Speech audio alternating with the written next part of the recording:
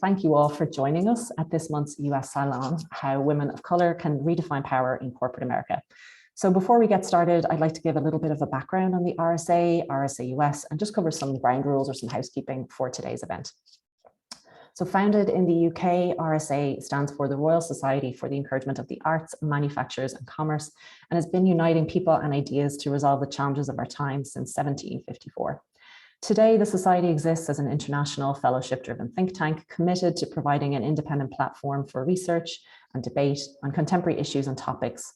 Of the 30,000 fellows spread around the globe, about 1,100 live and work here in the United States, including Nate.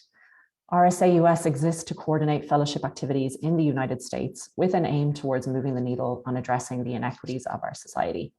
So before I turn things over to our event moderator, Nate, I'd like to cover a few ground rules or just some housekeeping about today's event.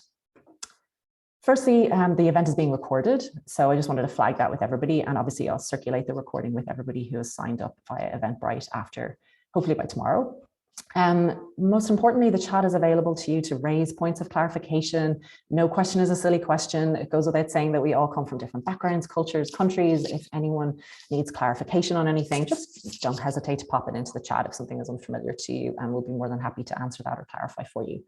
Also goes without saying to please be respectful. Like, we do want this to be a very safe space for everybody participating and to be very kind of conversational and interactive. So use language that your mother, or in the UK, as we would say, your mum, or in Ireland, your mam would approve of. And also, we just really encourage you to use that chat function as much as possible throughout the discussion. And we will collate some of the questions for the Q&A portion of the event. So feel free to ask questions along the way. And thank you so much for your attention on some of those kind of bits and pieces for the housekeeping. I've just shared a poll through the Zoom chat there that you can answer, because it's just be great for us to kind of get a sense of, or the pulse or the sense of the headspace everyone is in entering this particular event. So feel free to answer those questions there. Are you feeling energized? Are you feeling open? Are you feeling meh? Are you tired? Have you had coffee yet? I haven't had enough coffee yet. How you might identify coming into this conversation. Are you a woman of color? Are you an ally? Are you uncertain? And also, what are you hoping to get out of this conversation? And you can see some of the kind of choices available to you there. If you have any clarifications that you need, just feel free to address them directly to me, and I'm RSA US events handle, so you can chat with me directly. And also, it is a very interactive conversation, so we do encourage you to please share your screen so we can see your face throughout the event if you're comfortable doing so, or you're able to do so. Just makes it really conversational and just really helps with keeping the event as dynamic as possible. So without further ado, let me introduce you to Nate, and then I'll stop chatting. So Nate Wong is a technologist turned serial social entrepreneur, having launched impact units within larger organizations at Deloitte Consulting, at Boston Consulting Group, and for the past 3 years at Georgetown University, where he helped direct strategy and innovation at the Beck Center for Social Impact and Innovation. So he comes into this discussion in conversation with his former colleague from Deloitte, where he and Deepa both helped to launch the firm's social impact consulting practice and found kinship in their shared pursuit centering equity. So enough from me, over to you, Nate, and thank you so much for being here. Thanks so much, Claire. I am so excited to be in conversation with my friend and former colleague, Deepa. I also just want to acknowledge before we enter into the conversation that we probably will have more of a US-centered frame for this conversation. And I'm coming into this obviously as a cisgendered man, and Deepa as a cisgendered woman of color. So Deepa comes to us with more than 20 years of experience at Deloitte. She was one of the first Indian American women and one of the youngest people to make partner in the firm's history. We're excited to be in conversation with her to talk about her new book that should be coming out in early March, so only a few days or weeks. That's called The First, the Few, the Only: How Women of Color Can Redefine Power in Corporate America. And I'm excited to use this forum to engage in some of the concepts that Deepa covers in her book, and couldn't think of a better place than RSA to do that in this virtual salon.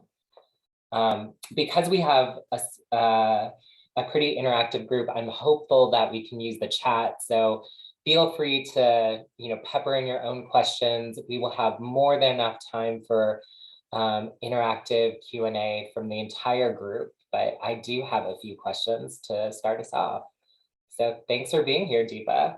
Thank you for having me, Claire. Thank you, and Nate. I'm excited to be in conversation with you, and thank you all for those of you that are joining. It's such an important conversation to have, and so I couldn't think of a better time to have a conversation like this, as we're all really rethinking, the place that work takes in our lives, and how we want to work, where we want to work. So I just think it's such a timely conversation for so many reasons.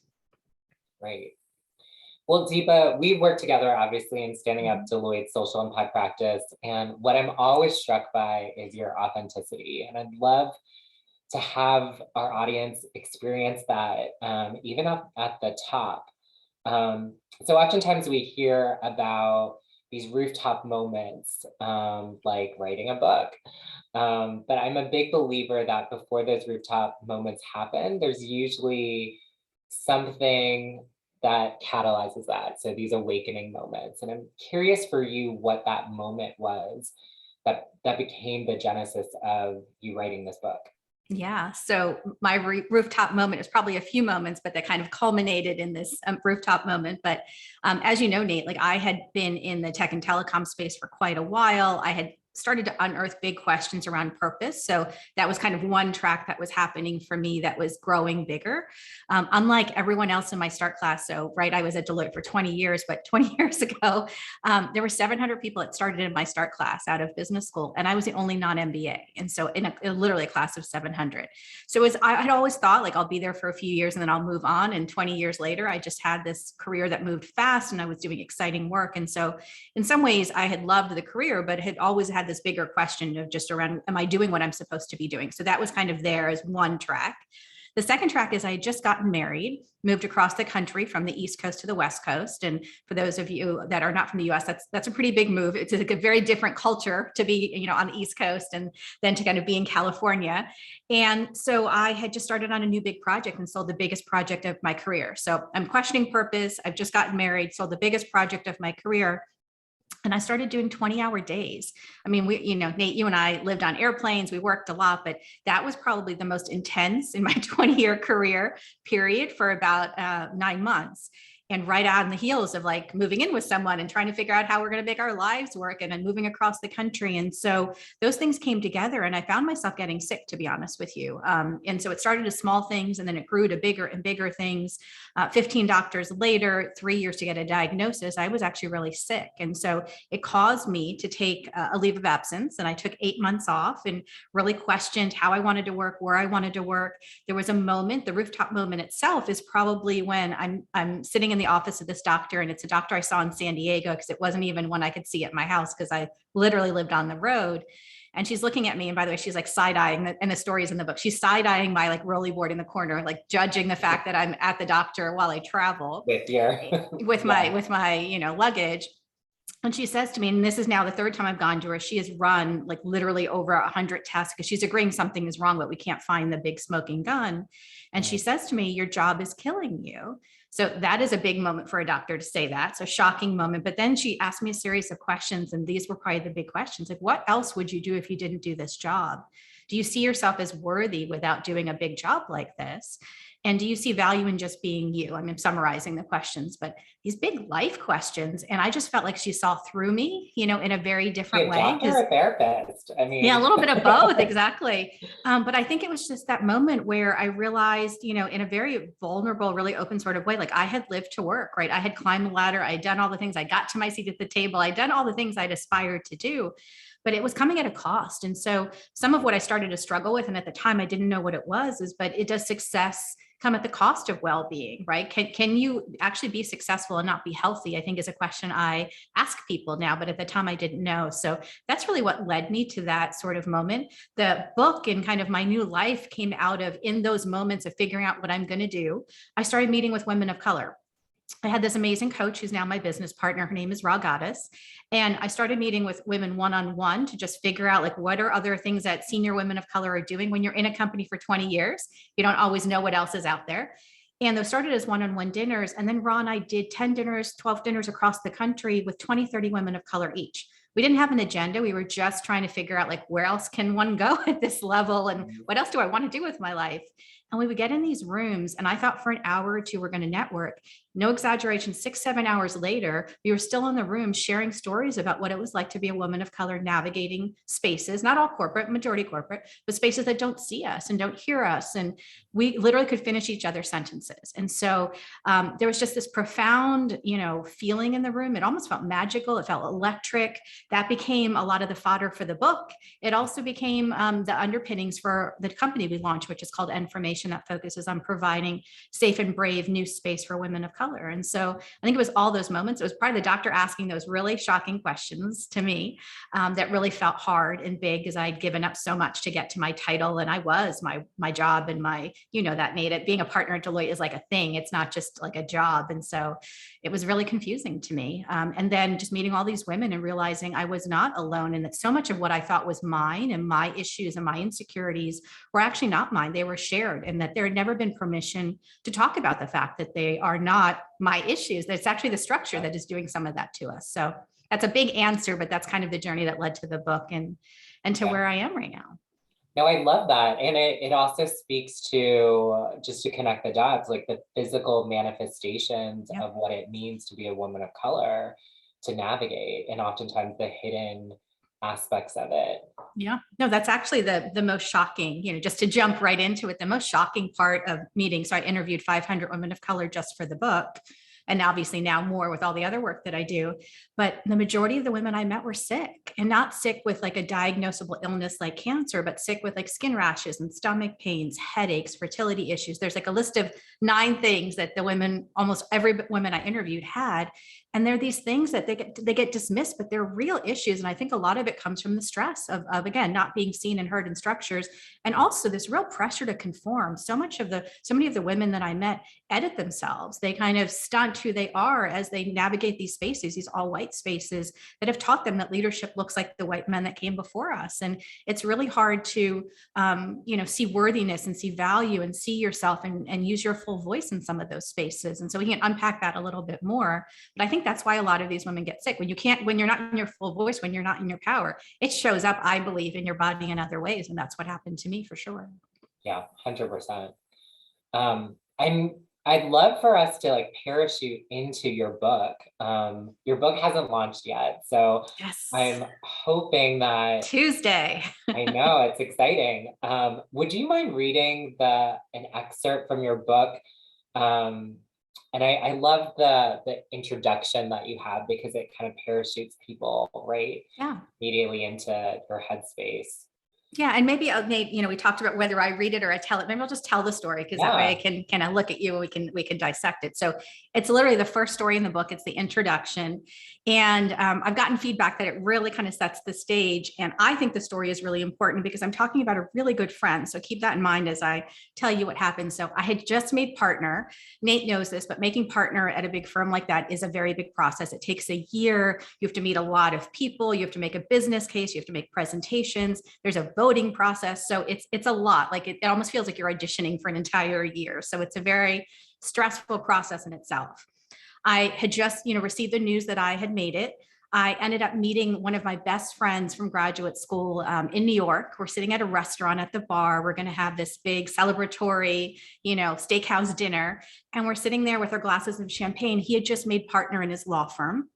So roughly around the same time within the last year. And so we're celebrating our successes, and we raise our champagne glasses and look at each other, congratulate each other. And then I say to him, I'm already feeling the pressure of what comes next. I am feeling the pressure of being very visible. I mean, I'm sure there were a lot of people who were questioning, was I ready? There were a lot of eyes on me because I was young. I was the first. It was all of these things that I felt. And I said to him, I'm really feeling the pressure. And without skipping a beat, he turns to me and he says, you have nothing to worry about. You are a twofer. You check 2 boxes. You are going to get every opportunity you need and want, and then some. I am a white man. I'm going to have to fight for everything that I deserve and I have to earn. And silence, right? And I shocked that he said that. And again, good friend. So it's not someone who I don't know. I don't think he meant it maliciously. And at the time, you have to remember now, this is 12 years ago. So I found my voice now, 13 years ago. I was still coming into my voice. And so when he said that to me, I got quiet. I knew it didn't feel good. I felt like this really queasy feeling in my stomach, but I didn't know what to say or what to do. So we rushed through dinner. You know, I say in the book, I never met him with the same enthusiasm again. And we did talk about it, and he obviously said, I didn't mean it that way. But I think it's such an important story because it's also the confusion I think a lot of women of color face. So I say in the book, like, I was feeling the high of just having made it, celebrating, and the low of, did people really think I just made partner because of what I was and the fact that I checked? Did everyone think I didn't deserve it, right? That's kind of what he did with his question. And that happens all the time to us. And so what I don't think people understand is what that does to our confidence, what that does to our fortitude, what that does to undermining what we bring to the table. Because I made it because I was good at what I did. I wouldn't have made it otherwise, but it was something that, you know, was always there in the back of my head. And so I think it's just a really important story to realize in that moment. Now, you know, I would have said something. Now I would have said, yeah, we need to unpack what you just said because that doesn't work for me. But that I didn't have those words back then, right? And in those moments, I would slowly feel like I was powerless. And so that's really what a lot of the book is about, is that the structure does things, people say things that can take our power from us. So as women of color, how do we prepare for that? How do we know that? And how do we find our own rules, our own sayings, our own mottos, our own ways that we rewrite the narratives that we get? And those messages, by the way, don't just come from, I call him Walter in the book. And it's funny, my husband wants to make a t-shirt that says, don't be a Walter. But I think they come from everywhere. They come from the media, they come from books, they come from school, they come from our parents, like, that tell us leadership doesn't look like us. And that's really what we have to rewrite for ourselves. But it's a great example of even like the people that are closest to you can cut you at your knees sometimes. And how do we as women of color not let that happen in those moments where it absolutely makes sense to me that people would reel? How do we protect ourselves so that we don't reel and we don't spin on that? I spun on that for weeks after he said that, not sure what to do and worrying about what everyone else was thinking. Yeah. And I want to bring some in the chat questions as well, Yeah. just to come alongside. So Shai talks about, you know, relating to some of your comments about health, and also has this question, how do you find some of your voice? Like, in some of these moments where your own insecurities are kind of brought front and center through someone else, the ascent is oftentimes very different than actually being in that top seat. How do you find your voice? Yeah, so let me maybe talk about some high level ideas and then we'll go into some practical things because I think we need both. So one is, I talk a lot in the book about this idea of shedding and carrying messages that don't serve you and carrying forward messages that do. And I think for women of color, this is a little bit of like this conversation around erasure and like what happens to us to erase parts of our identity, erase who we are, and that there's active work to bring those parts back. And so that's really what that is about. I would say to Shai that what I have found, because again, in these interviews, this would happen over and over again, the women who had found their voice, even myself, or women who had found their power, usually go through some really big event. For me, it was that health issue, right? Like that just made me question and I had to stop my tracks. Women who end up finding the system doesn't work for them, whether that's at home, whether that's at work, whether that's somewhere else. And it makes them question everything they've been taught. And usually what you'll find is there's about a dozen messages that come up for most people. By the way, this is not only for women of color, but these messages are things we've heard in childhood. You're not enough. You need to work harder. You be nice, like whatever those messages are for you. And there's about a dozen of them. And if you really pay attention in pressure-filled moments, those are the things that play over and over again in our heads. And so as women of color, I think we get a lot of those messages that are not helpful to us. And those are the things we need to shed, that we can't be certain things, that we should do certain things, that we, can't be aggressive or assertive or ask for what we want, or let's overwork. Like a lot of the message I got younger was overperform. Like you have to do more, work harder, be perfect because that's how you're going to get ahead. And I was a master at that until I wasn't. And so the second part is then really bringing in messages that do work for you. And this is where I really want, and I talk about women of color specifically, because we come from cultures that are powerful. We come from cultures that are wise, but there's so much that happens, at least in the US context, that doesn't place emphasis on that. There's so much assimilation pressure that we don't carry forward what we know from our cultures is really valuable. So one of the examples I use is that a lot of our cultures had like beauty products or health products that were natural, right? For centuries. Like, so I'm from Kerala, Ayurveda is a big part of our practice in our, community. And it wasn't something that we used at home or that we talked about, because in American society, those things were not valuable. Now everyone wants to do yoga and talk about Ayurveda, and it's a $1 billion business. But when I was growing up, you didn't want to talk about those things. There wasn't emphasis there. Yet there's such wisdom and such history there. So it's a small example, but there's a lot around beauty and health and things. That's a great industry to kind of study. And so it's this idea that we have the wisdom, but we've been taught to set it aside. And so that's really what the work is. Small things like in the moment, what I'm also telling women of color to do is in the workplace, realize racism is going to happen. Microaggressions are absolutely going to happen. It's naive in this day and age to think that they won't. It is going to happen. So practice. Like, so I now have things I would have said to Walter, stop. Like, that's not appropriate. Like, Walter, that hurts me. You have no idea what you're saying. Or I might have just gotten up from the table if Walter wasn't a good friend. And so it's practicing at the workplace. Can you in a moment say, that really hurt me. I need us to stop and talk about what you just said. We need to talk about that later. So 3 statements that you can just practice over and over again, whatever those are for you. I also suggest for allies, who I call co-conspirators, you should practice those too, because you're going to be witness to racism or microaggressions or things happening in the workplace. And it's your work too. So when you see something that's inappropriate, have the words, because we all get caught flat-footed. We're all shocked that someone has just said something racist. And I don't know why we're all shocked. We've been taught to, like, I think for the most part, to ignore it, like to not rock the boat, to not really call attention to it. And I think if we just practice more, and it doesn't have to be in an offensive, in your face sort of way, but just practice, like, I think what you just said probably didn't land, right? Or I think what you just said might not have been what you meant. Like, we can do it in a way that is, at least to start, empathetic, and then get harsher if we need to. But that's part of what we have to practice. And so that's really what I think how you find your voice. I mean, how you find your voice is practice, is really doing the work. It's really getting quiet with yourself. It's allowing yourself to trust yourself. And as women of color, I think at least in America, we're not taught to trust ourselves. We're taught trust and power and things come outside of us, or white men that come before us. We're not seen as leaders. And so we have to believe it ourselves if we're going to get other people to believe it. That's really what this work is about. Yeah. And I feel like there are so many different themes in your book that you tell through multiple stories, not just your own story, but a lot of other people of color stories. I am curious about the notion of assimilation, and like the corporate structure wasn't even built. Like you talk about, it's not built for us, by us. And so how do people, especially women of color, navigate the even structure of corporate America that is still very white, heteronormative? I like to say now, I'm more comfortable saying it's not built by us, not built for us, and probably doesn't even want us there sometimes, right? Like, there's a third part to it. And I also should say a lot of what I'm talking about, yes, is for women of color, but I think it applies to everybody, to be honest with you. We have a lot of women leaving the workforce. We have a lot of moms leaving the workforce. We have a lot of, white men leaving the workforce, given where we are with COVID and everything else. So I do think the concepts, although very specific and unique, the stories to women of color, some of the reasons it doesn't work apply to everybody. I will talk about the airplane analogy. So in chapter 1 of my book, I talk about this story that I had, or this conversation I had with Renee Myers. So Renee Myers is the VP of Inclusion at Netflix.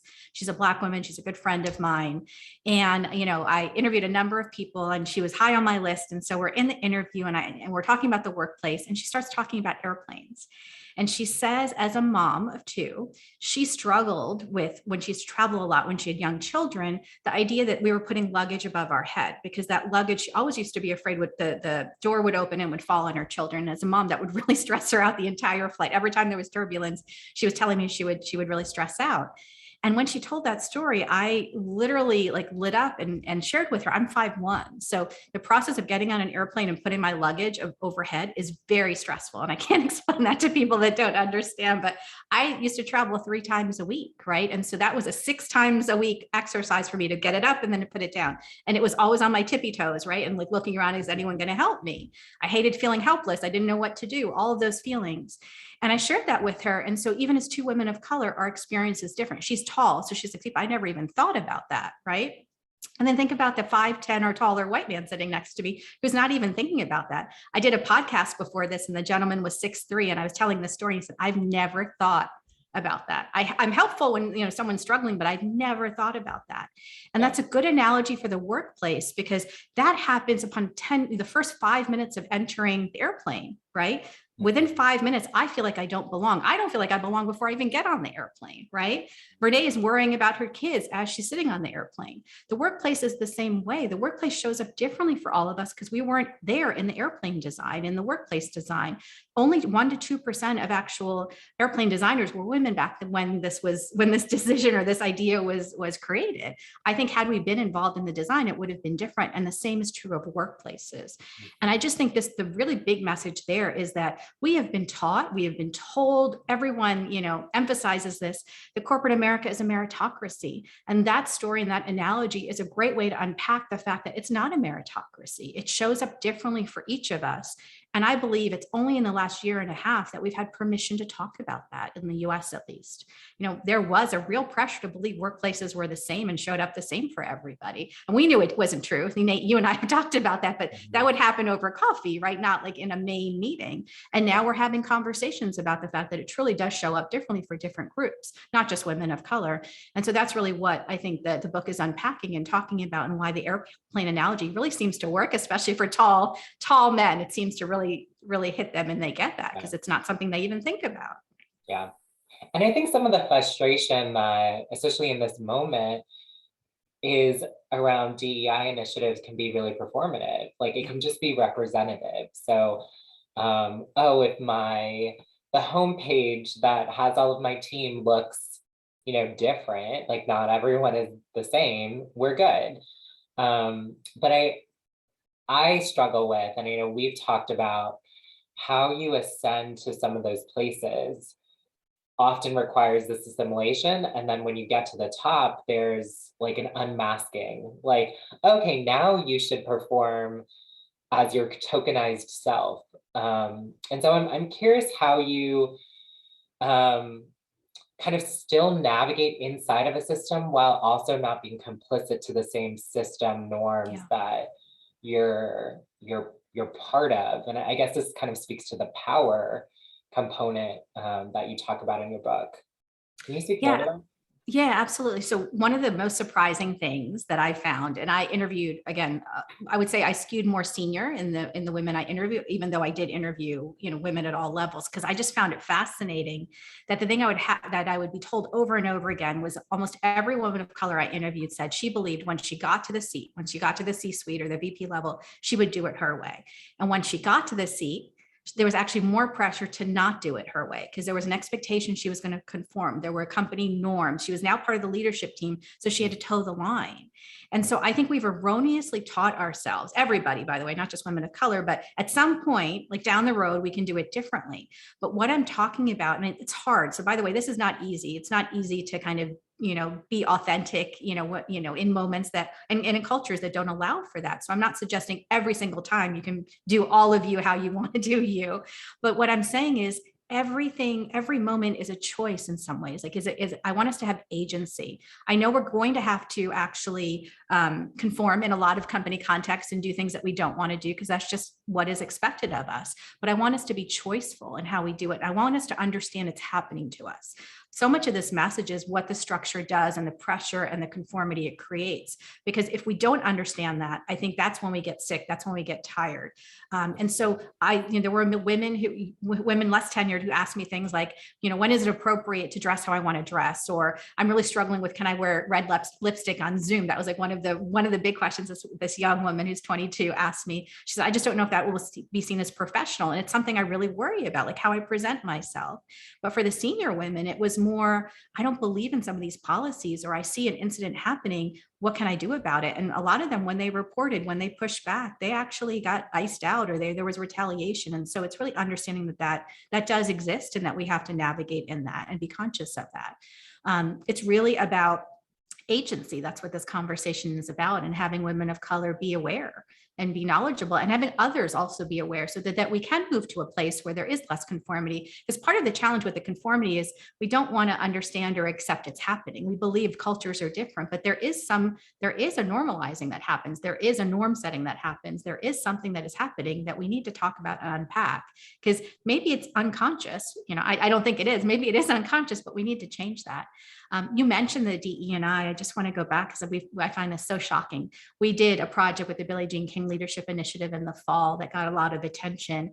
And one of the things we interviewed over 1,700 women and women of color, and 97% of the women of color felt that DE&I in their companies was performative, right? 97%. So it's not that we're saying like 20%.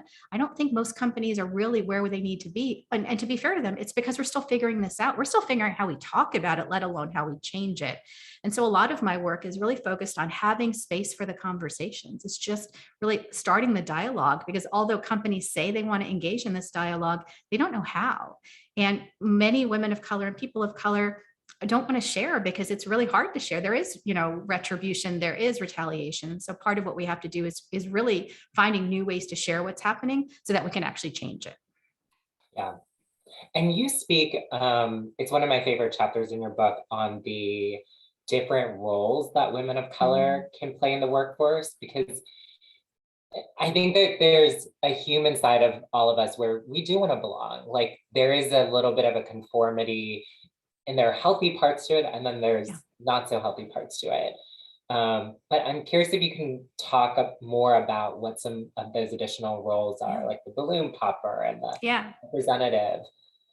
So one of the things I really wanted to unpack, because I don't think it's been unpacked enough, is how much extra work and extra burden, I call it the job in the job, that women of color do, right? Whether that is from culture building to caretaking to mentoring, because there's so few of us at the senior levels. Every woman of color would line up to talk to me, right? Anytime a woman of color was quitting, I would get asked to talk to her to save her. Like that's not an exaggeration, because there's so few of us, right? And so those are extra burdens or extra tasks that are outside of the job we were hired to do. And what I don't think we understand is how much extra that is for women of color in an already intense, pressure-filled situation where we feel like all eyes are on us, and there's high visibility if we fail because there's so few of us. So it's this really interesting, like layered pressure cooker situation going on. What I talk about in the book, in addition to that, is the extra roles. Like these are literal stereotypes, or not stereotypes, but literal examples or models that women of color step into that they actually take on at work. And one of the ones that I think is was so moving to me is this idea of representing your race. So I interviewed this Black woman from the Midwest. She works in a consumer products company, and she is the only woman of color, only Black woman in her company. And she went on to say that she might even be one of the only Black women in her town. And she believes she's the only Black woman many of her colleagues have ever met. And I say that to say, when she was sharing with me, she started crying, she started tearing. She said, "You don't understand, Deepa, the pressure I feel to represent my entire race, from my hair to how I dress, to how I speak, to what I talk about. I want people to have a good impression of Black people." And she said, and she started crying and almost shaking because she felt such responsibility and such weight of getting that right. And think about that. That has nothing to do with what she was hired to do. And that is something she really feels the weight of on a daily basis. And so some of what the messages in the book are about are all the extra things we've inherited because of how we've been taught and what we have. Like I felt responsible for staying in my role probably 3 years longer than I should have, because I felt like I was the first. If I quit, like, what is that? What message does that send? What are all the other women who come after me going to think? And so it's really this unpacking of the other things that we do. The balloon popper that you raise is the role that I used to play a lot in the company, is saying the things that no one wants to say. I was like a truth teller. But the challenge with that role is there's a lot of backlash to that role. We want truth tellers, we want risk takers, but we also don't always like them. That's a really hard role to play. But a lot of women of color end up in that role because they're the only diverse voice at the table or in a situation. There was another woman I interviewed who was less tenured, but she was young and she was on an advertising team. And this company was designing products for a diverse market. And so she would always say, like, that product actually doesn't work for me as a woman of color or as a Latinx woman. That's like, that doesn't make sense. And initially the company really rewarded that and they promoted her quite quickly. But at some point when she kept pushing back and raising issues, they found her challenging, right? They called her noisy, they called her angry. And so there's like a dance of how much is also, say in the book, it's like Goldilocks. You don't know how far you can go, yet it's part of the role that we have to play. And, unfortunately, so again, being conscious that we're playing it and that it's a difficult, like very narrow road to get right, or a tight rope to get right, is probably also part of what we need to understand and be aware of. Definitely. It's such a conundrum, because those roles can be really powerful in an organization, but also like you're not getting paid extra to do those roles either. How do you navigate that dance? Because so much of it points to work that allies and other people need to do, like having the right environment. And so sometimes this takes the form of the business case for it.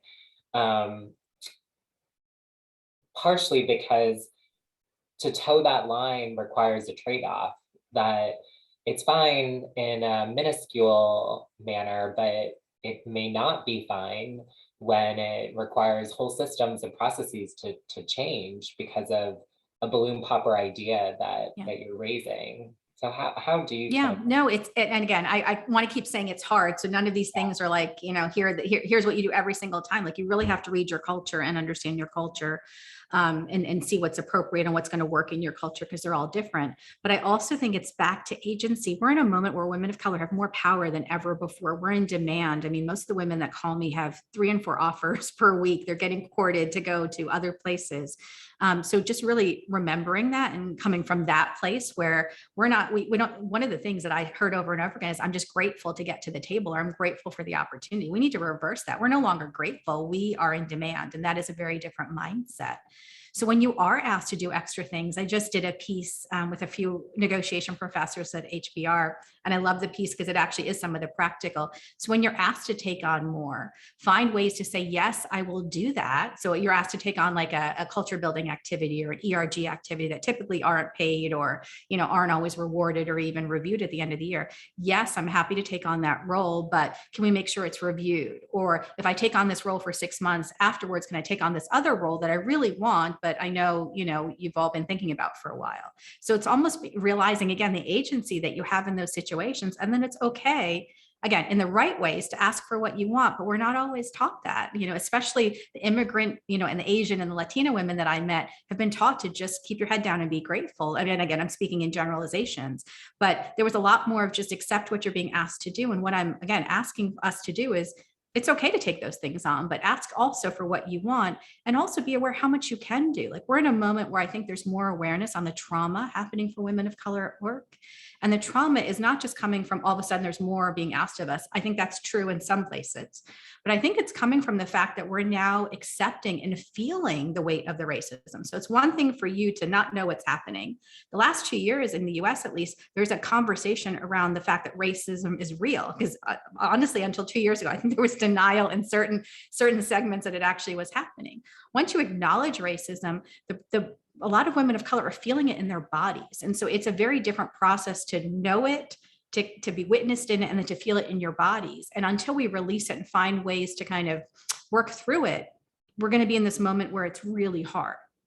And that's part of the work. And so when it is really hard, it's hard to take on more things. So it's also really being better about how much we can take on and sharing when it's too much. So I think it's okay to say to someone, I'd love to help you with that, but is there something I can take off my plate just because there's not enough hours in the day? Or is there some way I can do that and we can find a way to, get me some assistance? I'd love to do that committee, but can 2 other people sign up with me? Because I really don't have the hours. I don't know how I'm going to make that work, right? That's not saying no. It's kind of saying no, but it's saying it in a way that also makes it sound like you want to negotiate and that you want to talk about other things that are win-wins for everybody. And it's acknowledging that extra role. Yes. That's the thing too. Yes. Yes. Yeah. And I think part of that's the work. That's part of what this book is about. That's why I want everyone to read it. I want the women of color to read it because I want you to know what's happening to you, because I don't think we always know because we've been just taught to keep going. But for allies and for co-conspirators to understand how much extra there is, because we can't stop that. We think we're helping, right? I mean, early in my career, I thought it was amazing that I got all these extra opportunities and all these extra platforms, but it was a lot of extra, and I enjoyed doing it. So I'm not saying it's all negative, but it meant I was working a lot of hours, and yes, I'm good at that and I was rewarded for that, but at some point it catches up to you, and we just need to understand that. Yeah, definitely. So we want to invite people to join in the conversation. I obviously am not a woman of color, so I want to make sure that this space is for you all. And I know Claire just put some additional poll questions. So where are you currently situated and where are you in the organization? And it looks like we have quite a bit of representation, US and Europe, and then majority middle management, some C-suite in terms of where you're situated in the organization. But yeah, what questions? And I was going to say, Nate, it's interesting because I also would say, I think with the terms we might use in Europe are different, but the issues are very similar. Like I know women of color doesn't necessarily, land in certain countries, but the concepts of what we're talking about, the majority minority sort of issues that we're talking about actually apply in a lot of different contexts, even if a country is more homogeneous in ethnicity or race. Exactly. Artie, do you want to actually come off mute and ask your question, or I'm happy to ask it on your behalf? Of course, I was on mute.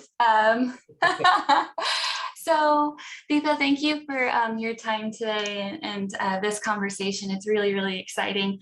One of the things, I have two questions, but I'll only ask one. Sure. One of them is, for women who work either for themselves or within companies where there is opportunities for remote only or return to work. How do you recommend that we navigate those sort of unwritten rules and community building within a company when for so many large companies, it's really still a practice of who you know? And not having that opportunity to slowly walk by someone's office or cubicle and have that face time. Just for a slight bit of context, I feel that there's still a proximity bias that's going to be a part of workplace performance evaluation conversations for different companies as they navigate the next few years. So we'd just love to hear your perspective on how do we build and maintain relationships in our hybrid world? No, it's a great question. I think a lot of people assume that the virtual world, at least, really benefited women of color. That was kind of, I think, the going in assumption that it made it easier, that, there was more ability to, feel safe and all of these things. And actually, a lot of the data is showing the opposite. It's actually been harder. It's been harder to speak up in meetings, like more women of color being talked over. It's, to your point, harder to make connections with people. So I think part of what we need to do is to help each other. So one advice I would have is to reach out to other women of color and kind of start to create your own network and your own way of having that support system and kind of sharing with each other what's working for you. I think the second one is really understanding what works in your in your company. So in some companies, leaders are very open. As we've moved to Zoom, like I'm hearing more people making time for coffee chats, but people have to make the request. And so is that really where things have defaulted to? Or some companies have situations where teams, team leaders are setting up Friday afternoons for open time, office hours. So I think it's really understanding what works in your company and then getting comfortable. I tell a story in the book where I really used to struggle with self-promotion. Like I'm not big on that. Even though I was a senior partner, I navigated, I always was really uncomfortable about that. And so one way that came really comfortable to me to do that was I would really acknowledge, like folks like Nate and other people on the team, I would acknowledge their contributions.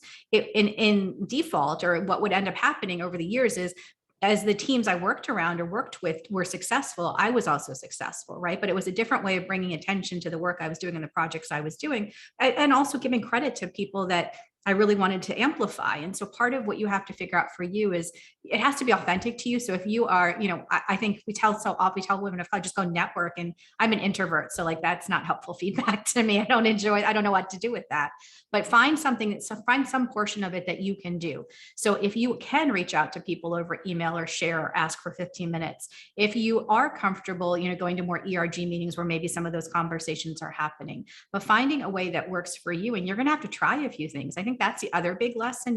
There's a line in the book where I say, I wanted the manual, right? The manual for women of color is different, but unfortunately the manual is also different company to company. So you're having to rewrite your own manual, but some of the things and tips and tricks that work for other people aren't going to work for us. And so it's trialing, and doing a number of things until you figure out and learn what works for you and works in your company.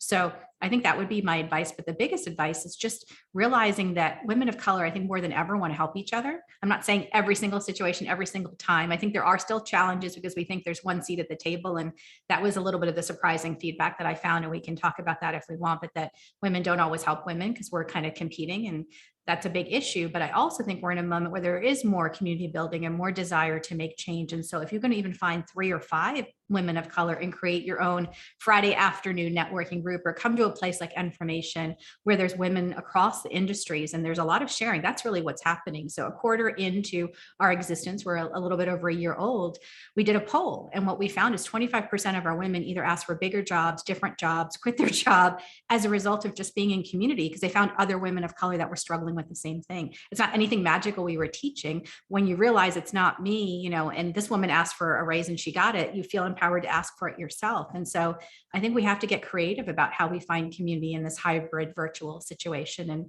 and take some chances and find some people that we can really rely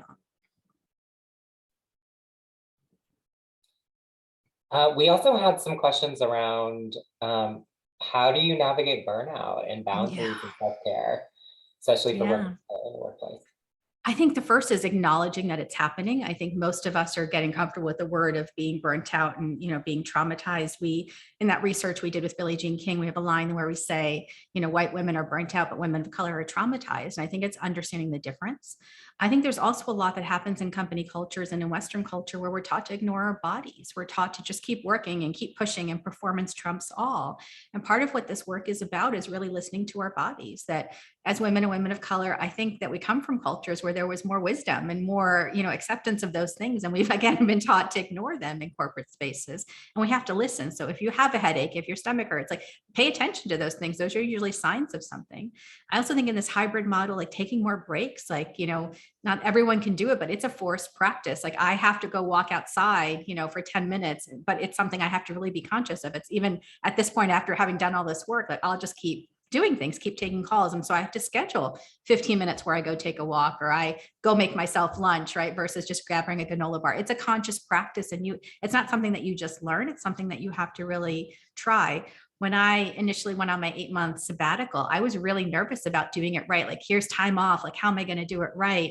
And the first couple of weeks, I scheduled like every minute of every day, all these wellness practices, all these things. I don't believe wellness is about massages and all this. Like, yes, if that helps you, but it's not scheduling every minute of a day with those kinds of activities. It's really about space. It's really about listening. It's really about just letting your body feel what it feels and like having time to let the stress, come out, whether that's writing for you, whether that's working out. You have to figure out what that is for you and make that a ritual or make that a practice in your life. And I talk about that a little bit in the book, but it's not something that comes natural to people and women of color, especially high performing women of color navigating corporate spaces, because we're not rewarded for that, right? That's not the model. And so you have to do it differently.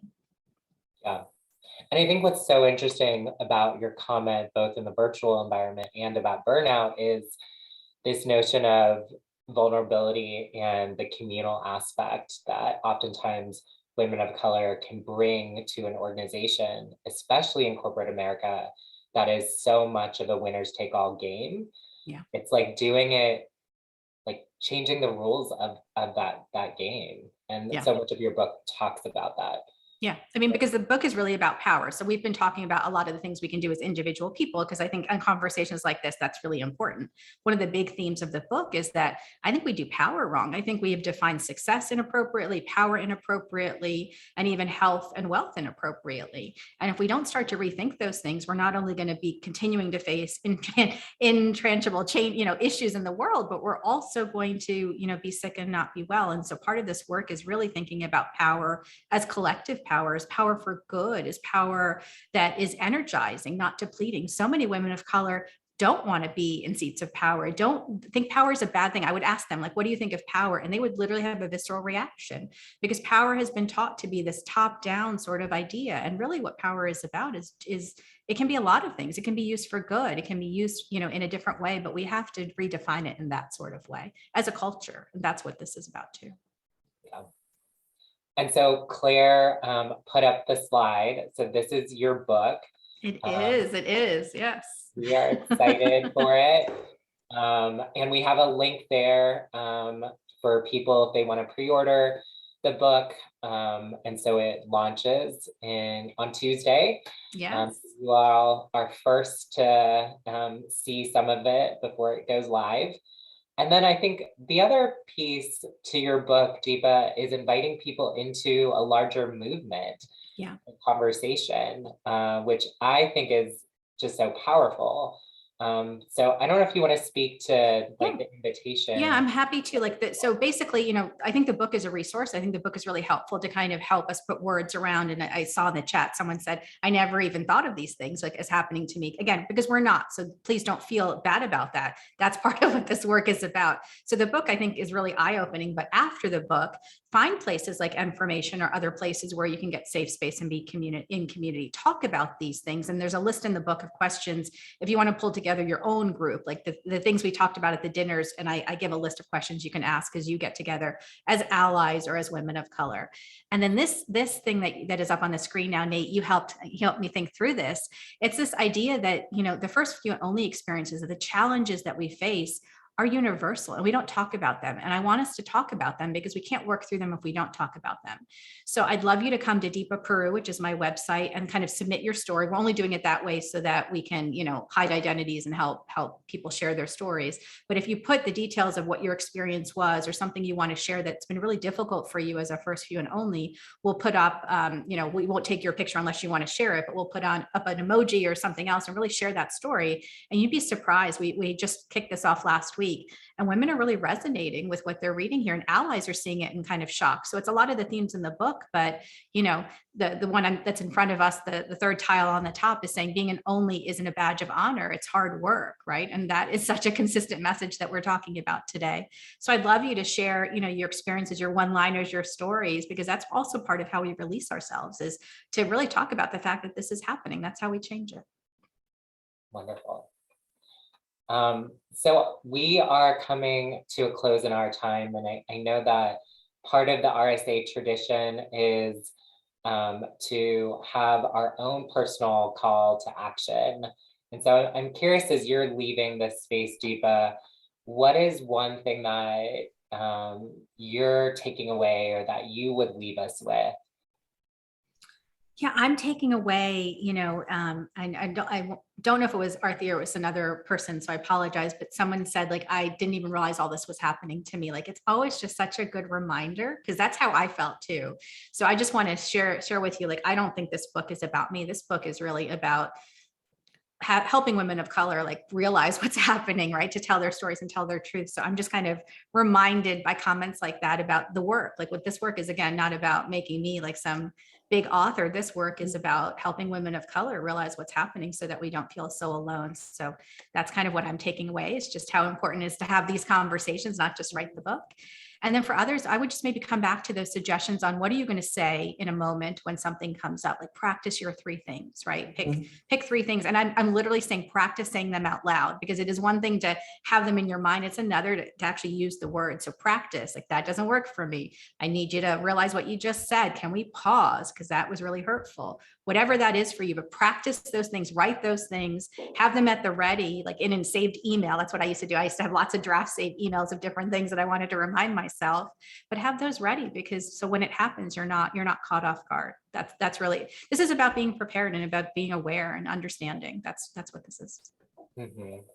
I just saw that Sharon said determination, which is a great takeaway. Yeah. I think for me, that really resonated as an ally, you know, being able to practice, like, because why are we still surprised that we witness or hear racist encounters or slurs or whatever the case may be? And so having the tools in advance to feel confident in tackling that situation head on in the moment, because we've all been in situations where we've left, I should have said this or I should have done that. And I think that's a really practical, kind of tangible gift from today's session, and something that is really powerful. So thank you for sharing that. I really appreciate that. And we'd invite other people to also share a word, action, takeaway, insight that you want to lead this conversation with too. Yeah. Well, thank you so much, Deepa. It was such a joy to reconnect as a friend, and I'm so glad that we could have this space to share with RSA, and we're excited to join the movement with you. Thank you. Thank you both for having me. I appreciate it. Thank you so much. And I know that we're wrapping up our event. So I just wanted to say that thank you very much to everybody who's been involved and shared their stories and comments in the chat. We've come to the end of our event. So I just wanted to let you know that those of you who'd registered via Eventbrite will receive an email when this recording is available for playback. So we'll also be sharing it on our social media channels, hopefully by tomorrow morning. And thank you again for being here. And I hope you have a restful and wonderful rest of your morning, afternoon, and evening, wherever you are in the world. And thank you so much. Thank you, Deepa. Thank you, Nate. Thank you. Take care. Thanks, everyone.